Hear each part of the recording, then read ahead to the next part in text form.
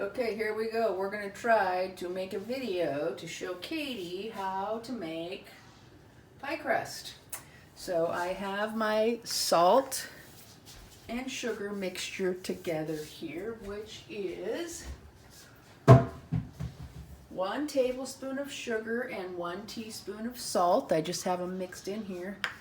This is 1 cup plus 2 heaping tablespoons of shortening. So I filled the cup and kind of packed it down to get the air out.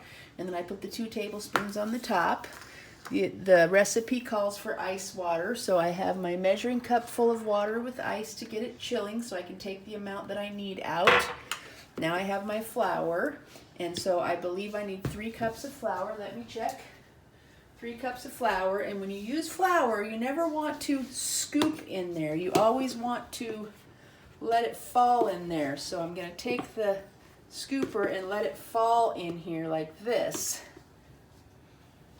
And I'm going to scrape off the excess, just letting it be loose. There's 1 cup. So there's 1 cup of flour.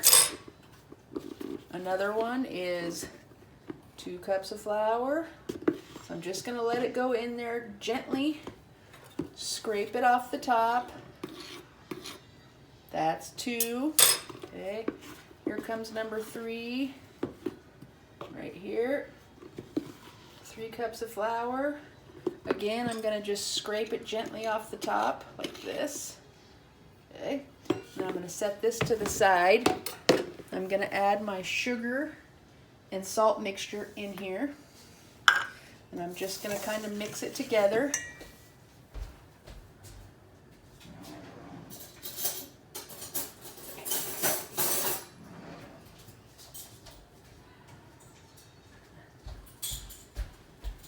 Sorry, I had to leave you for a minute there, but I had to go get my spoon. So we're just going to mix the flour and the salt together and the sugar in here so they're all combined. Okay. Then we're going to add our shortening to this. So these are combined together, hopefully. Well, okay. Now we're going to add the shortening. Here's this one. We're going to use this and just kind of add it in sections in here. This. Okay. So it's all in here. Okay. Set this aside over here so it's out of the way. Now what I'm going to do is I'm going to use my fork and also my wire whisk to combine the flour and the shortening together. So we're just going to kind of push it together until it becomes like cornmeal. This takes time, but you want to get it really fine. So we're just going to keep mixing this together. Once I get the clumps kind of mixed down a little bit, I'll be able to use my wire whisk to help. But for now, this is what we want to do. Okay. So we're just going to continue to mix this shortening and this flour together until it becomes like cornmeal, and we'll have to eventually use our hands, but we're gonna, now at this point they're pretty big, but I'm gonna switch over to this and use this to kind of mix them together so they're well blended together. And just continue doing this until all the flour and the shortening are mixed and you have small little, they look like cornmeal kind of. I'm going to keep doing this till I get them how I want them. In the meantime, we have our ice water still sitting here, getting ice cold so that it is nice and cold when we're ready for it. And then we'll measure right out of that. So we're just about mixed pretty good here. I'll show it to you in a minute.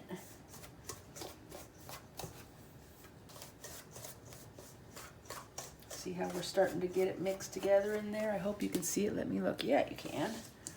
Okay.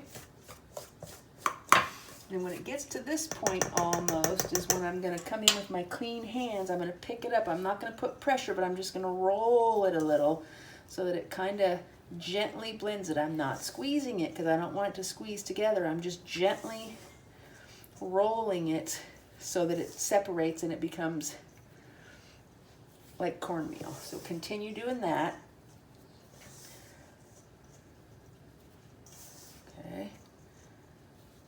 This recipe came from one of my customers who's now in her 80s, and her mother used to use this when she was a little girl, and her mother used it forever. So this is an old family recipe from a friend. Okay, and if you want, sometimes you can put this mixture in the freezer for a little while, and it'll freeze the flour and the shortening together too, and that's okay. But we're not going to do that today. So we're going to keep mixing until we feel like it's pretty loosely kind of resembling cornmeal. I think you can see it, hopefully. If not, we're in trouble, but that's okay. Okay.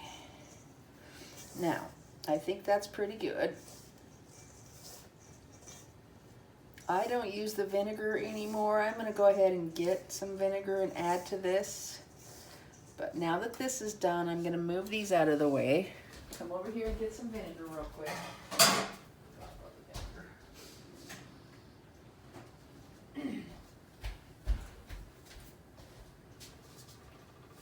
And the recipe calls for 1 teaspoon of vinegar, so I'm going to put 1 teaspoon of vinegar in with the water. So I'm going to measure it here like this. Hopefully you can see that. So here's 1 teaspoon of vinegar that I'm just going to add to the ice cold water over here and stir it together so it's mixed together good. Just mix it together in there. Okay, now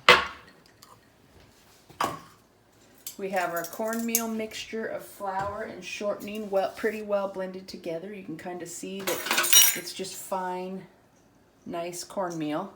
Then we're going to measure the water, and we only use what we need to get it to stick together. The recipe calls for 8 tablespoons, so I'm going to start with 6.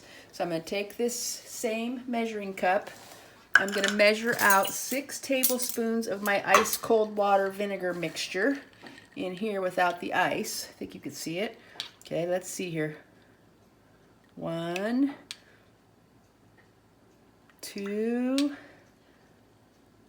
3, 4, 5. Okay, so this is 6 tablespoons of ice cold vinegar water. Okay, I'm going to add it slowly to this and mix it together with my hands just until it sticks together. Can you see it? Let me check. You should be able to see it. Okay, so here we're going to add some water. Maybe just add half of it or 2/3 of it. Mix it together until it starts to stick. You can already see it's beginning to stick together. So this recipe might wind up today with about 6 tablespoons of the vinegar water mixture. So let's take a little bit more here. We might not even use all of that. There's a little, we're probably not going to use all of that. But we just basically want to make sure it sticks together well, but we don't need it too much, because if we need it a lot, it's going to wind up getting hard, and we don't want that. So here's what we kind of wind up with, this flaky crust that, we wind up with this flaky crust. We want to try to separate it into 2 little balls that are kind of even, because this recipe should make 2 single crust pies for pumpkin pie, chicken pot pie. You can put it on the bottom of a chicken pot pie and put a layer on the top, or whatever you want. But now we have the 2 little balls here. These are done. Then we want to get our surface and make sure it's clean. So I'm going to move my 2 little pieces over here. I'm going to wipe this down a little just to make sure it's clean. I want to get it kind of dry as well. And then I'm going to get my flour and my rolling pin and my pie pans.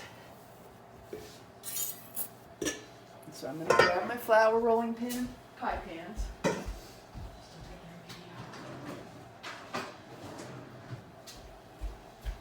Okay, here's my rolling pin. I'm going to use a paper towel to just wipe my counter to make sure it's dry, because I don't want any water on it. Still have my 2 balls of dough sitting here that hopefully are pretty even. They look like they are. Okay, and then I'm going to scatter some flour on the countertop here, like this. Okay, and just kind of put it out there so that nothing will stick to it. We'll start with this one. We're going to try not to knead it a lot because we don't want to have it really stuck together and doughy. So I'm going to bring it over here. Okay, let me grab my pie pan as well though.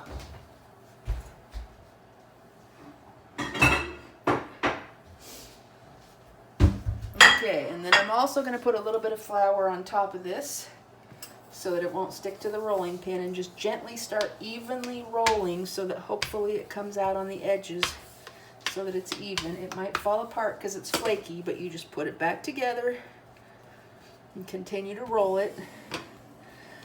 Sometimes I'll go about part way through and make sure it's not sticking to the counter by flipping it over. So sometimes I'll take this, once I get to this point, put a little bit more flour on the top, flip it over to make sure it's not going to stick. And a way to flip it over, you can also roll it on your rolling pin like this to get it turned over, but you want it kind of